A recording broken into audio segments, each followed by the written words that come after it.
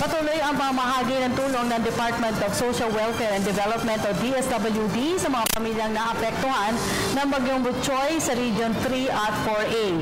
Ayon kay DSWD Secretary Judy Tagiwalo, 73 pamilya ang nasa evacuation centers at 272 pamilya naman ang wala sa evacuation center mula sa mga probinsya ng Bataan, Zambales, Batangas at Rizal. Nasa 200 family food packs ang naipamahagi na sa mga apektadong residente sa lalawigan ng Bataan, habang 1,000 family food packs ang nakahandang ipamigay sa Rizal at 897 naman sa Batangas. Ang 60,000 family food packs ay na-deliver na mula sa mga DSWD Field Office mula sa National Resource Operations Center para matiyak na kahandaan sa pagbibigay ng tulong sa mga apektado ng kalamidad.